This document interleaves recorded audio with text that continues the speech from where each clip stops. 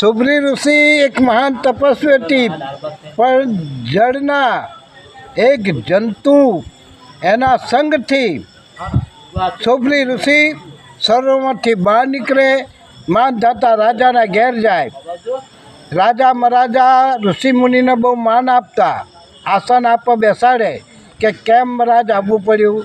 કે તારી 50 કુંવરીમાંથી એક કુંવરી મારી સાથે પરણાય. માનધાતા રાજા વિચારમાં પડી ગયો કે 50 કુંવરીમાંથી એક કુંવરી આ ઋષિને પરણાવવું તો એ કુંવરીને બહુ દુઃખ થશે કે મારા બાપાને હું નહીં ગમતી હોય તે એક ઋષિ સાથે મને પરણાવી. રાજાએ વચ્ચો રસ્તો કાઢ્યો કે મારા કુળમાં એવો રિવાજ છે કે જે કન્યા જે વરને પસંદ કરે એની સાથે પરણાવવામાં આવે.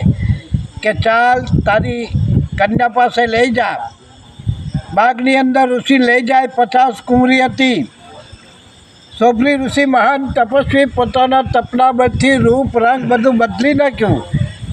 પ્રજાને કીધું કે તમારા બાપની આજ્ઞા છે કે 50 કુંવરીમાંથી જેને આ ઋષિ સાથે લગ્ન કરવું હોય એ આ પાડે. 50 કુંવરી એકી સાથે બોલી કે અમારે બધા લગ્ન કરવું. 50 કુંવરી સાથે સુબ્રી ઋષિ લગ્ન કરી પોતે રહેતા હતા. માન સરોવરે આવે અને 50 ઓરડા બનાવે અને એક કુંવરીને 3 લેખે છોકરા થયા. એમ 150 છોકરા. એટલે આને વિચાર થયો ઋષિને, હું કેટલો ભાગ્યશાળી કે મારે 150 છોકરા થયા. આવો એમના છોકરા થશે અને એમના છોકરા.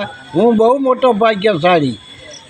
પછી એને ખબર પડી કે જળના જંતુથી આ મારી તપસ્યા લૂંટાઈ જાય અને તપસ્યા ભંગ થઈ જાય.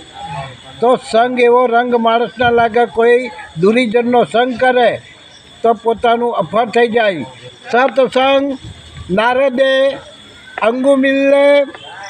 નારદે વાલ્યાને સત્સંગ કર્યો તો વાલ્યામાંથી વાલ્મીક ઋષિ બની ગયા. બુદ્ધ ભગવાને અંગુમિલને સત્સંગ કર્યો તો એક લૂંટારામાંથી મહાન સંત બની ગયો. તોરલે જેસરને સત્સંગ કર્યો તો એક લૂંટારામાંથી મહાન પીર થઈ જાય છે. આનું નામ છે સત્સંગ. જય માતાજી.